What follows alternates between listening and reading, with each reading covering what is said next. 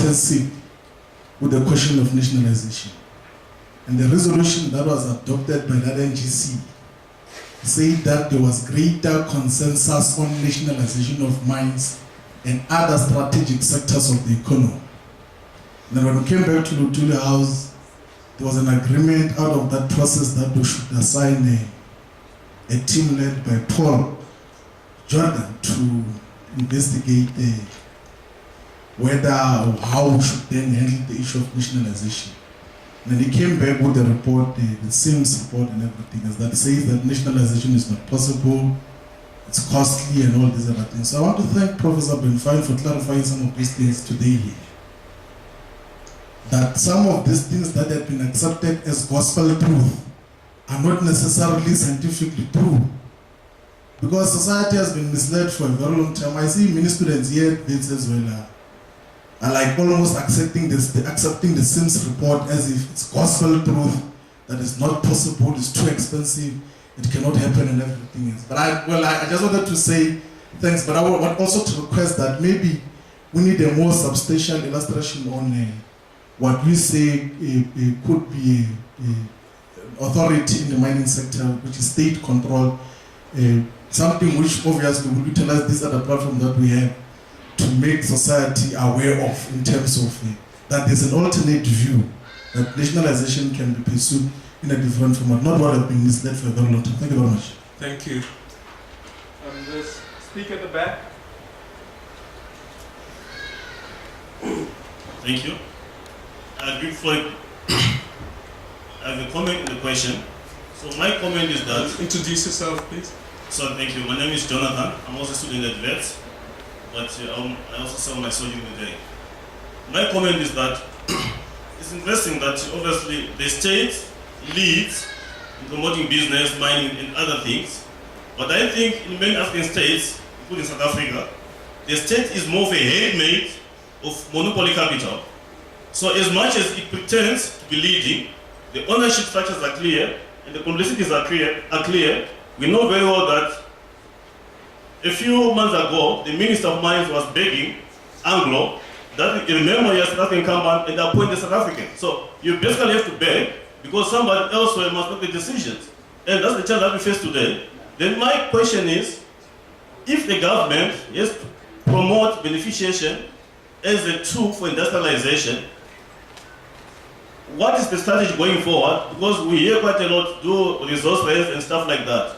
And I think the most ambitious and realistic goal for that goal was actually set by the ANC Youth League, and they said that tax the mining companies to fund free education, because if you have to beneficiate, you must innovate, and innovate requires skills.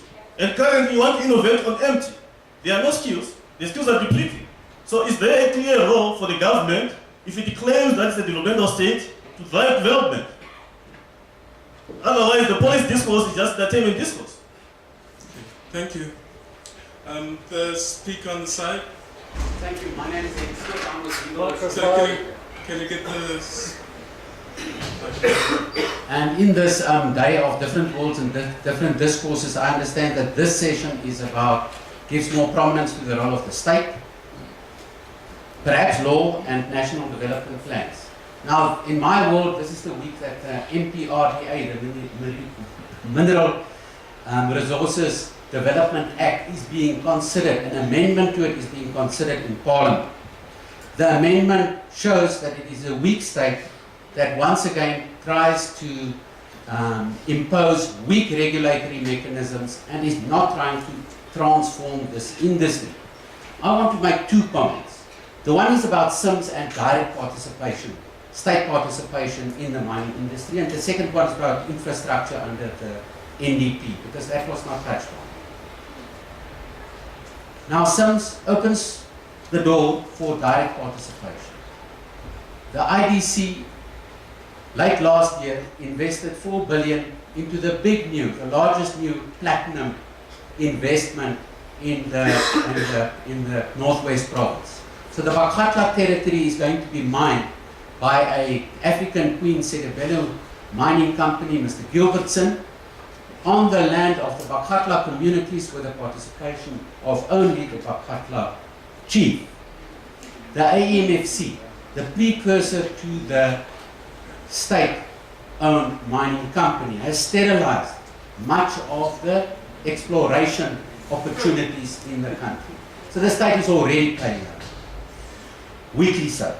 Now the NDP infrastructure happening under the guise of the National Development Plan. In Limpopo, we're going to see infrastructure development, roads, railways, water, along the lines of 150 years of infrastructure investment by the state to subsidize mining. 2 days after the Marikana anniversary, the President announced that 2 billion will be put into housing by the state in mining towns. Our water resources are being reclassified, and the allegation is that it's downscale, or the water quality standards are downscale, downstream of mining companies in order to subsidize mining once again. So it is perhaps no wonder that the mining Lekgotla 2 weeks ago and Parliament at the moment is again considering amendments without the participation of the communities directly affected by mining. So the counter-narrative is this, and I understand the next session is about it. What is the experience of mining communities in this subsidization process? But there's another narrative, the one of the human rights discourse. So I'm a lawyer, so I must say this. The constitutional requirements for development. And that has also got to do with communities deciding on the nature and the pace of the development and the benefits deriving from development. Thank you. Paul has to leave us soon, so we're going to take another round of questions, but let's stop here and starting with Paul, get a response from the speakers.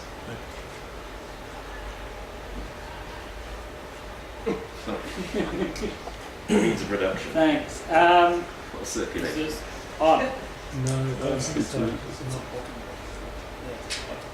I may have turned it off.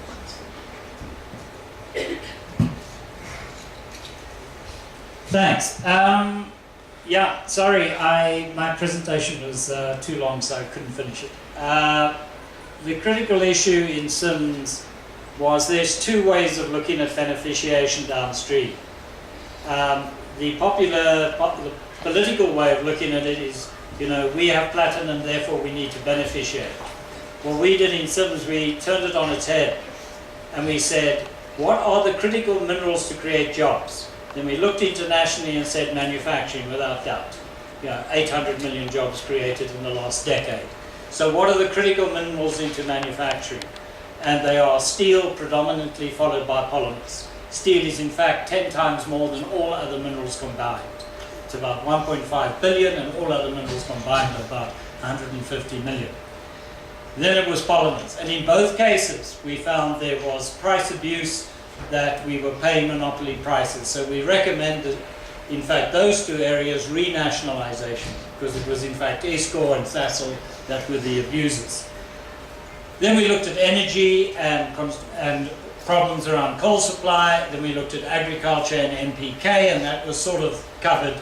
But again, on the N, we have SASL, monopoly pricing. The P is the IDC, who have stopped monopoly pricing. They used to. So we looked at it from how do we create jobs rather than we'll just nationalize mining. And we said selectively, therefore, the critical inputs into the economy, not those that are exported for some exotic use somewhere else, they need a strong degree of state control, and renationalization was recommended.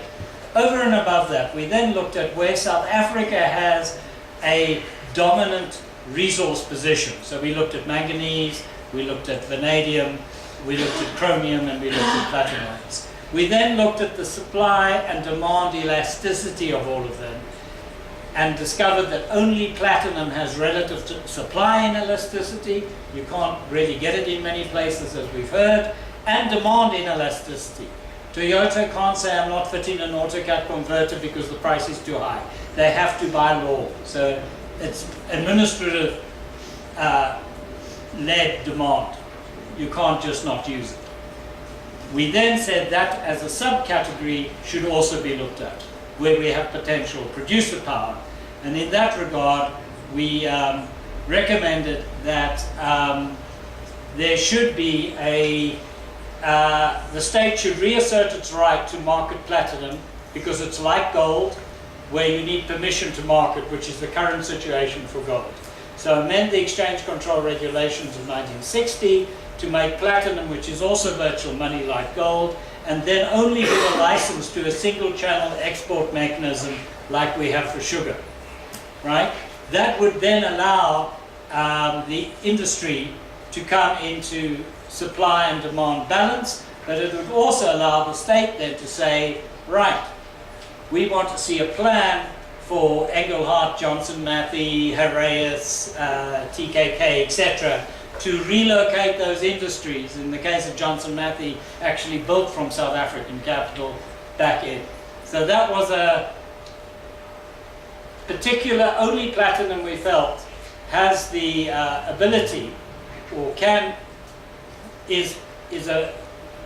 has the ability for having a producer power type situation, or in fact a cartel, very much like the De Beers CSO or OPEC.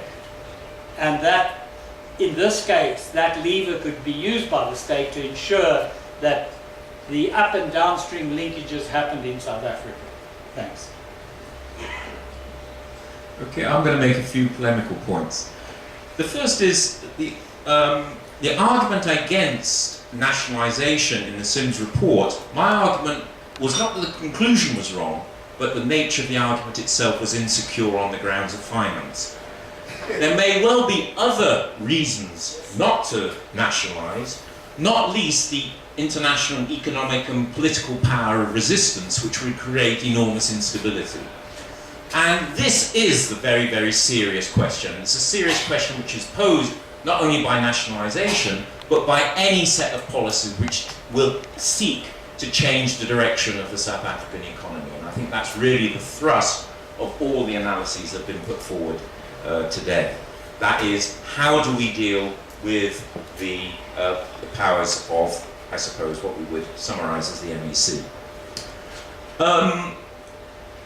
Here's a little bit. Some years ago, so long ago I can hardly remember, I was asked to advise on how to tax land in Jamaica. And I suggested that the way to do it was to allow landowners to have a tax rate, to allow landowners to set their own value of their land. You might think this is bad, but the state would have the right to purchase the land at that value. And we could do the same with the mining conglomerates, because the argument that's being made very, very strongly is vast surpluses are being spirited abroad through illicit means, and therefore undervaluing the nature of those things. So we could, and this is purely a sort of polemical trick really, say, okay, you give your own value of your profits for the purposes of taxation, but we will be able to purchase your company on the basis of that. There will be a way to do that.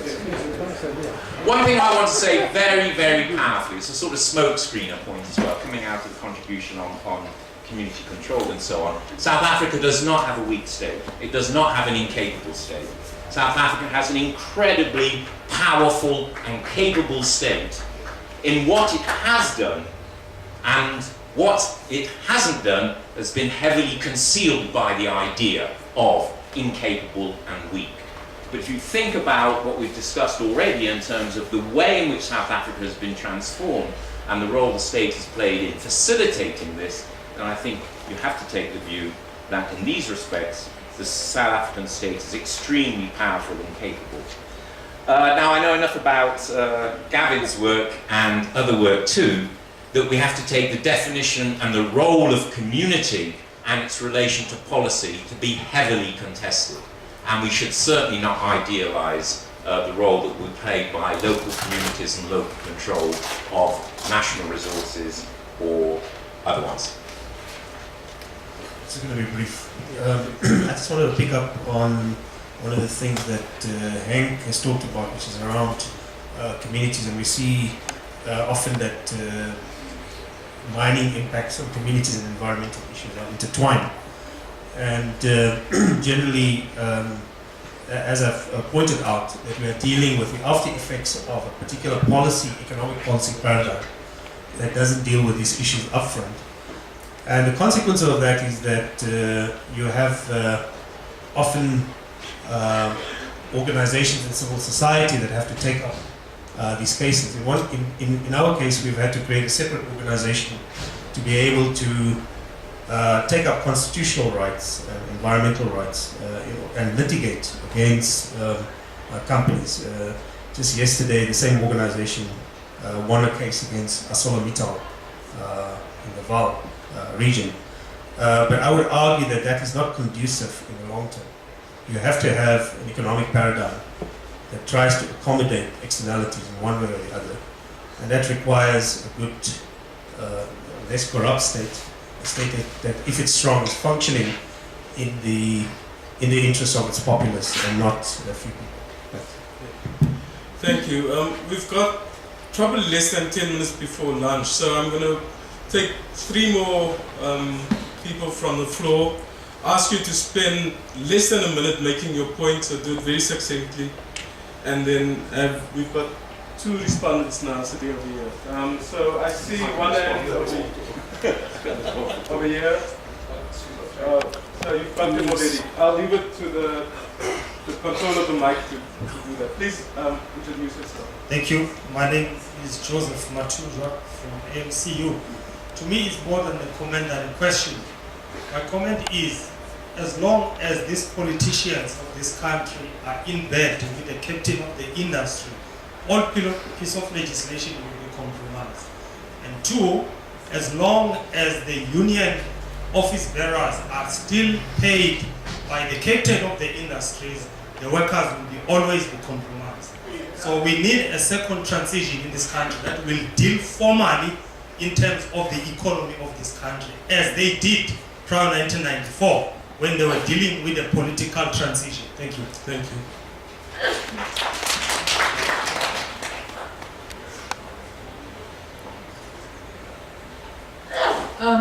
It's just a comment to Ben Fine, and I'm going to try very hard to be very polite.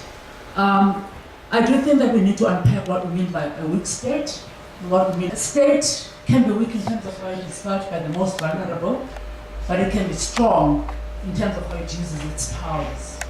So perhaps tomorrow we can talk about a state that abrogates its responsibilities, that gives a lot of power to unelected leadership, whether it's because of chronism, if you like, or whether it's because of a lack of understanding of the complexity of custom and customary law. But I do think that if it is possible, the point that Hans Smith was making is actually going to be at the core of what happens in terms of communities and contestations. And in terms of the human rights, in terms of the dignity of people, in terms of citizenship, and in terms of the very notion of belonging. So when a state decides not to use its power to entrench and to protect constitutional rights and dignity of people, it is felt by people as a weak state. And there's a reason why I think one doesn't just want to use the word corruption, one doesn't just want to use a policy misunderstanding, but actually wants to use the issue around to define it partly as a weak state and as an absent state. There are communities in this country where the state is absent. And tomorrow we'll talk, if this is possible, about a state that is absent and about a state that has outsourced its responsibility to a certain cluster of people. And let's talk about those contestations. But let's also not assume that those contestations only exist in the way in which you want to see them, because they are untitled. Thank you. Thank you.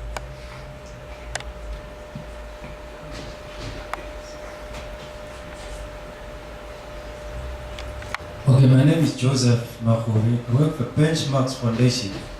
But I come from a community in Channel in Rustenburg, which is actually directly affected by mining. And would like to push a point with regards to how communities are affected. And it's very important when we speak about nationalization of mines, you also consider that directly affected communities or mining communities as they are reflected in the MPRDA are very key. Actually, they are the ones who experience externalities, environmental externalities, more than the rest of the country. So it is very important when you talk of ownership as well, you consider directly affected communities, because you may be having a problem with water here in Joburg, but the person in a rural community in Rustenburg or Limpopo or anywhere in the country where there's a mine, they are highly affected more than anyone in the country or anyone who could be in the vicinity of Rustenburg or Polokwane anywhere. So we should have that paradigm shift of not nationalizing politics without localizing them. Thanks. Thank you. Shall we take one last speaker comment? Microphone person.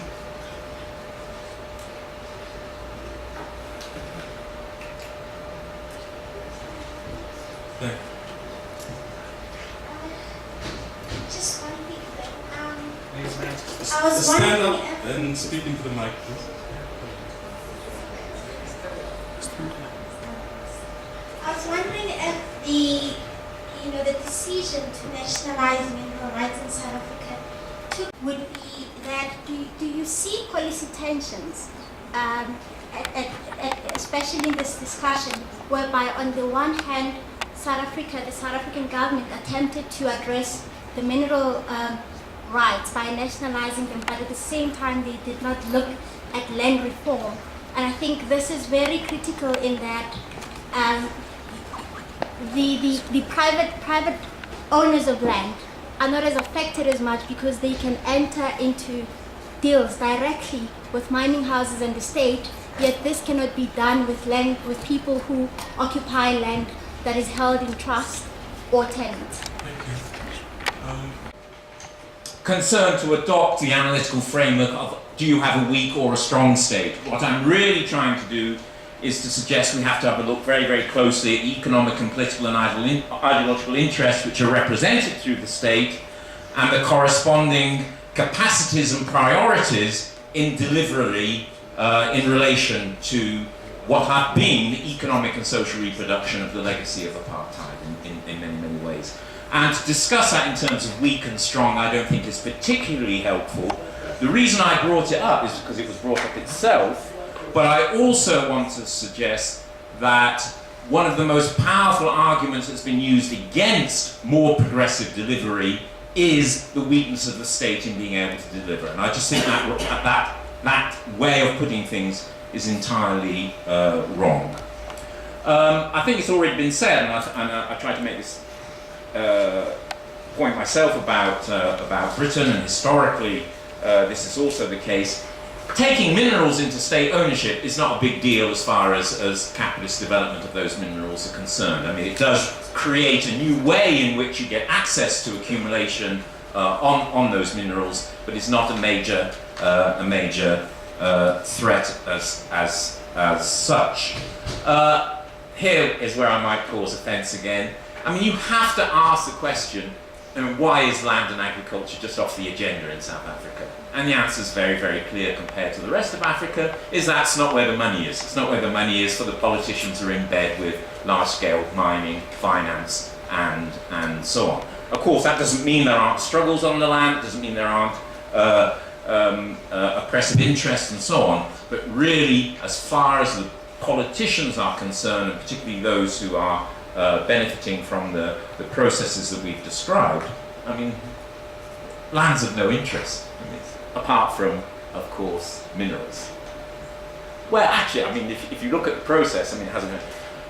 the process of nationalising the minerals was almost like a public negotiation between the politicians and the capitalists about how much the politicians would get, you know. So.